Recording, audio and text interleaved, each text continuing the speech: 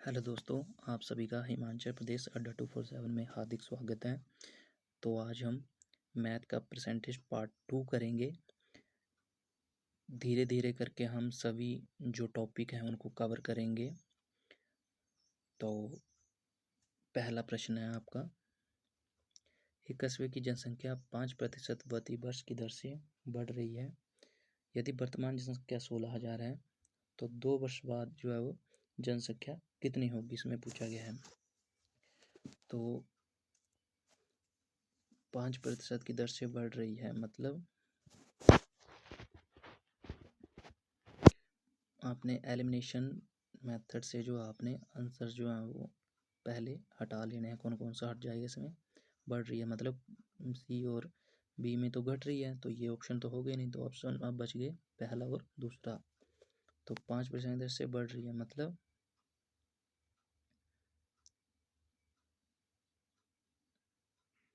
16,000 है।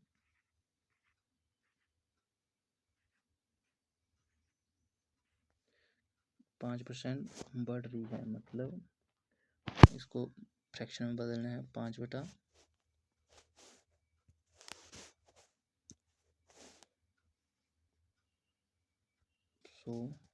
फ्रैक्शन में बदलेंगे तो ये आ जाएगा 5/100, तो 1/20 बढ़ रही है मतलब 16,000 कितना बढ़ रही है, 1 बढ़ रही है तो 21/20 और 21/20।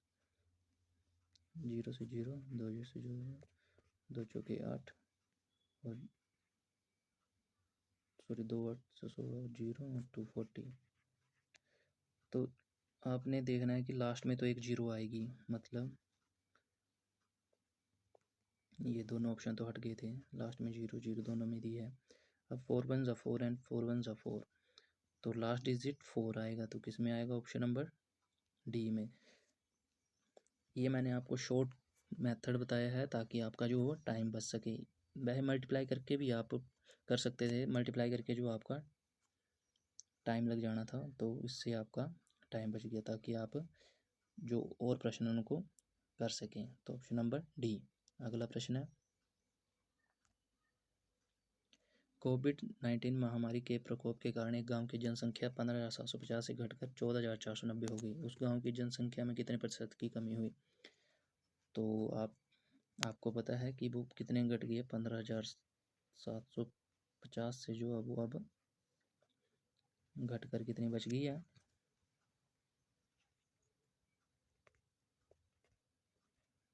14,490 हो गई है। 0 से 0 घट गया तो कितना कम हुई है वो, 15 9 6 15 6 7 4 2 और 126 कम हुई है। कितने पर, 1575 पर 126 की कमी हुई है।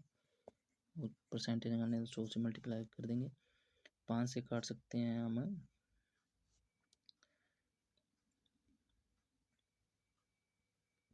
और 5 2 10 और 0, तो 5 से दोबारा काट सकते हैं तो 63 आ जाएगा और ये 4 आएगा।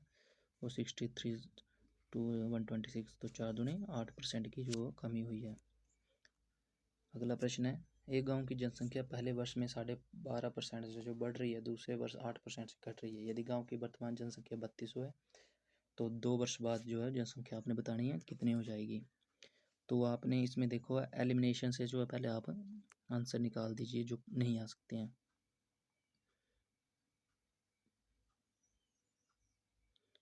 बढ़ जाती है तो इसमें आपने एलिमिनेशन से जो है वो करना है, पर हम पहले दूसरे तरीके से कर लेते हैं। 12.5% को फ्रैक्शन में बदलेंगे तो 25/2 इंटू 100, तो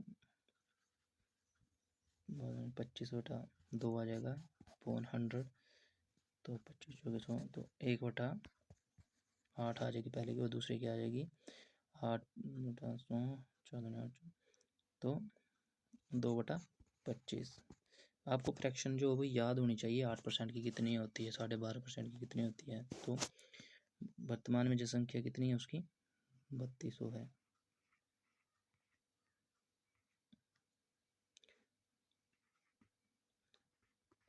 पहले परसेंट बढ़ रही है, मतलब 8 से कितनी आ रही है, वो 9 हो जा रही है, और दूसरे परसेंट जो वो घट रही है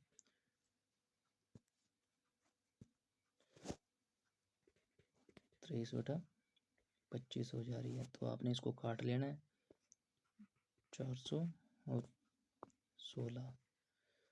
तो आपने इसको मल्टीप्लाई करना है, पहले तो लास्ट के डिजिट से मल्टीप्लाई करें। लास्ट डिजिट क्या आता है, 9 3 से 27, लास्ट का डिजिट 7 है, और 7 से 42, तो 2 आएगा लास्ट में। तो 2 किस में है, ए और सी में। तो ऑप्शन बी कट जाएगा, ऑप्शन डी जो आपका कभी, ये दो ऑप्शन जो हो ही नहीं सकते हैं आपने। तो आप मल्टीप्लाई करके जो है वो आपने मल्टीप्लाई करना है 23 और 16 तो 144, 20 12 और 8 और 2, तो ये आ जाएगा 12 3312, ऑप्शन नंबर ए। अगला प्रश्न है, एक शहर की जनसंख्या 10% बढ़ रही है, दूसरे वर्ष 10% घट रही है, तो अंत में जो जनसंख्या कितनी है, 9,90,000। पहले वर्ष की शुरुआत में जनसंख्या कितनी है, तो 10% से घट रही है, मतलब 10% की जो फ्रैक्शन वैल्यू है वो कितनी आएगी, 1/10 आ जाएगी।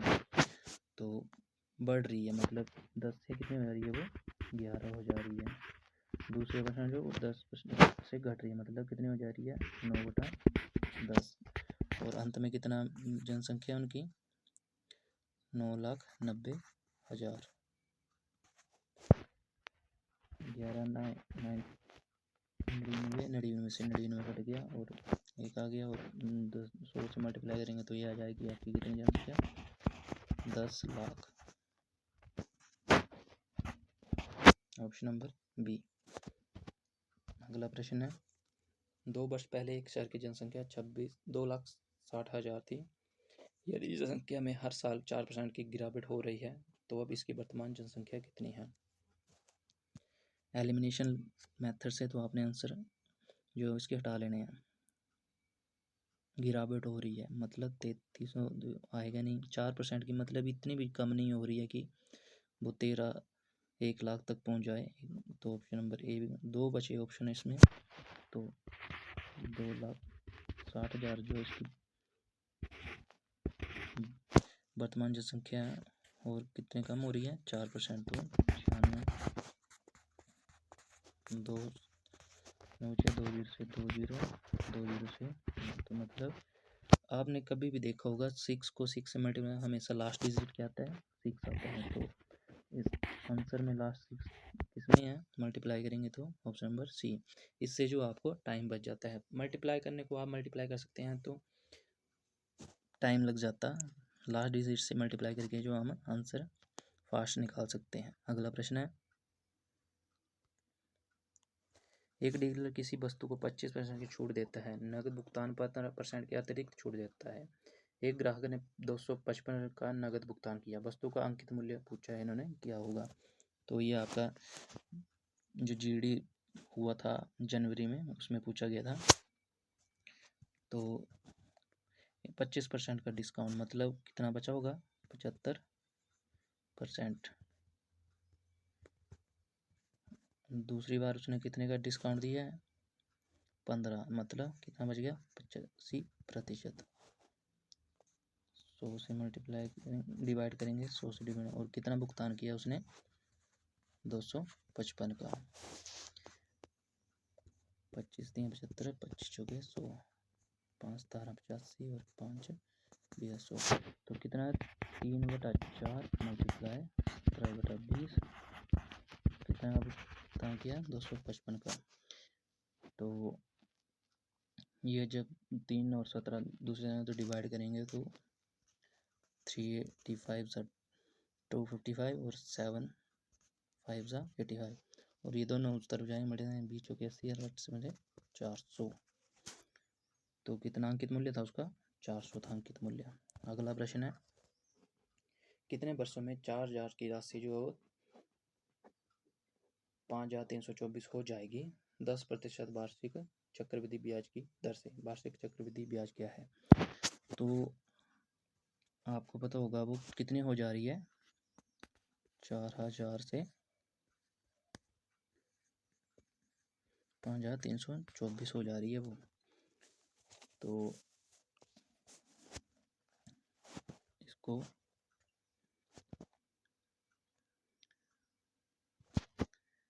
काट लेना है आपने, 4 से कट जाएगा तो 1000 और ये आ जाएगा 1331। जो 10% का जो मैंने बताया था आपका फ्रैक्शन कितना होगा, 1/10, मतलब वो बढ़ रही है, 10 से कितनी हो जा रही है, 11।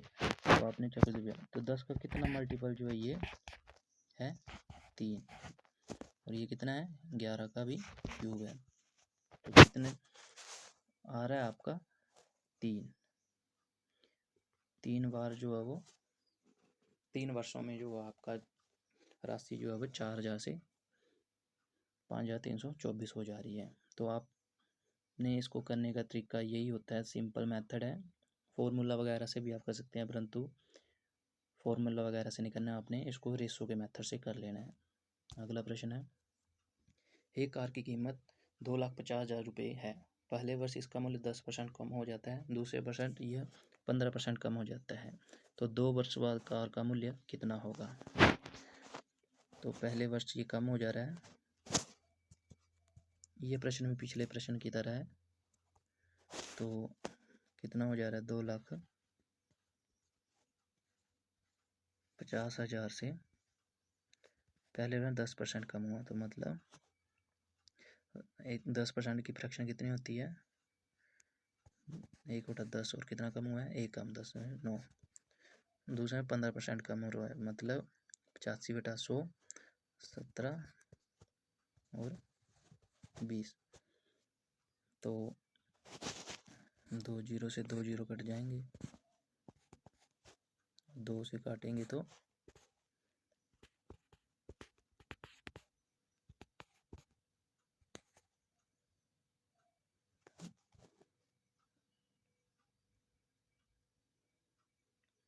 1250, और अब इनको मल्टीप्लाई करके जो है वो आपने आंसर निकाल लेना है।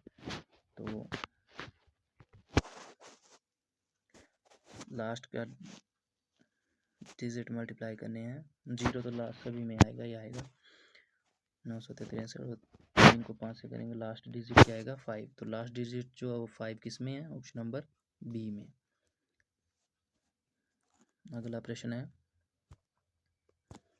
राम और लक्ष्मण एक कार्य को क्रमशः 15 और 20 दिनों में पूरा कर सकते हैं। यदि भरत और राम लक्ष्मण सभी मिलकर कार्य को 5 दिनों में पूरा कर सकते तो भरत का काम करने में कितने दिन लगेंगे। तो इसमें पूछा है, ये आपका टाइम एंड वर्क से प्रश्न है, जो हर बार एग्ज़ाम में पूछा जाता है आपका, इस टॉपिक से 1 या 2 प्रश्न जो वो पूछे ही जाएंगे।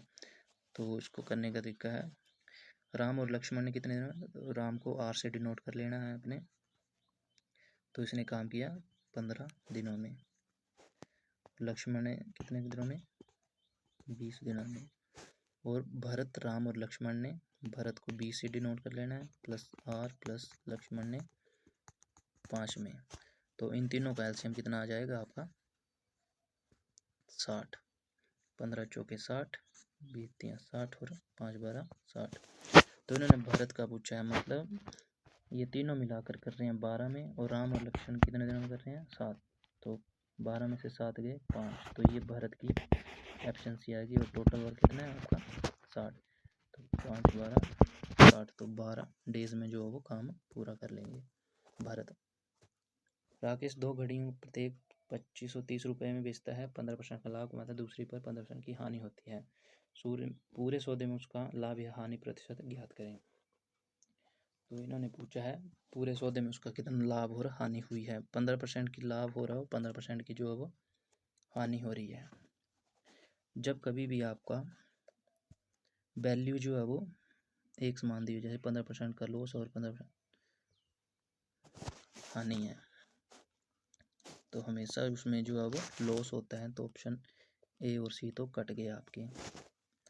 लॉस परसेंट कितना हुआ, तो 15%। तो इसको आप सक्सेसिव के सेव कर सकते हो, और एक फॉर्म होता है R² / 100। तो 15 × 15/100, तो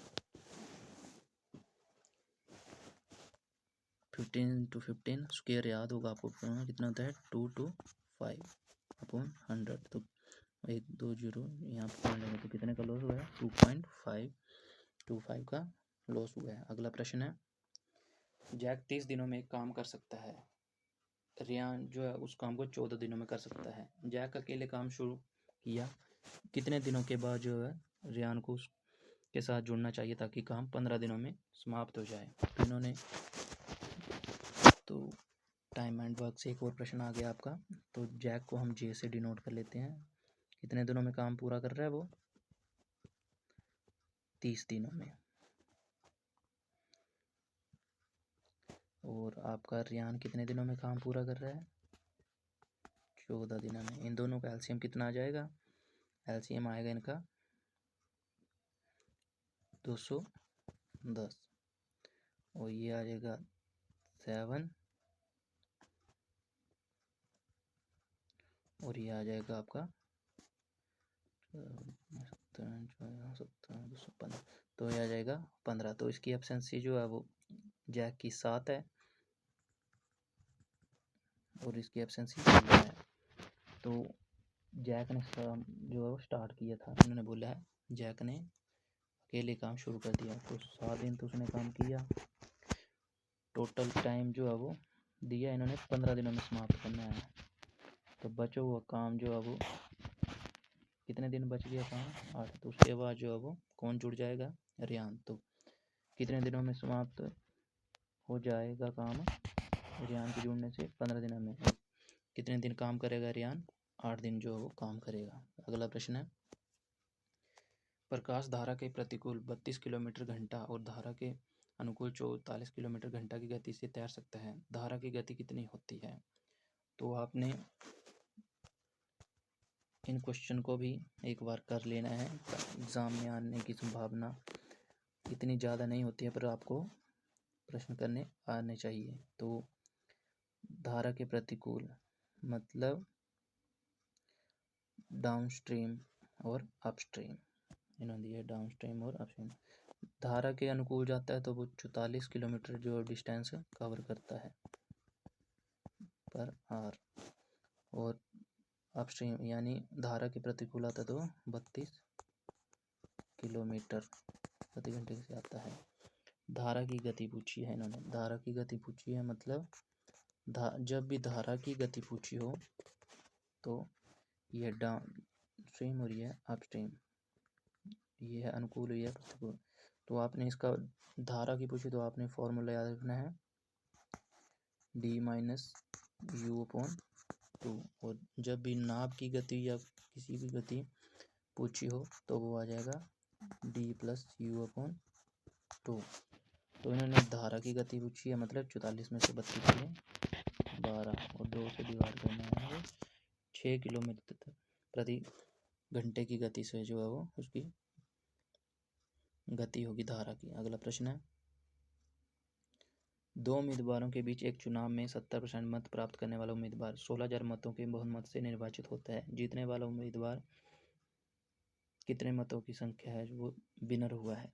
तो 70% प्राप्त करने वाला उम्मीदवार मतलब एक को 70% मिले हैं तो दूसरे को कितने मिले हुए 30%, ये विनर है और ये लूजर है, याद रखना आपने। इन दोनों के बीच का डिफरेंस कितना आ गया 40%, और 40% की वैल्यू कितनी है, वो 16,000 मतों से जो है वो विनर है। तो मेरा 16,000 रुपये जो है वो 40% के बराबर होगा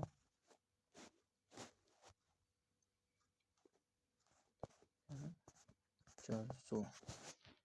तो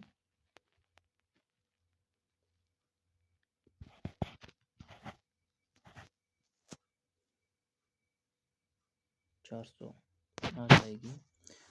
और टोटल से कितने परसेंट मिले हैं 70%। तो 7 4 जा 28, 28 कहाँ पर है इसमें, वो 3 0 जो है वो आ जाएंगी।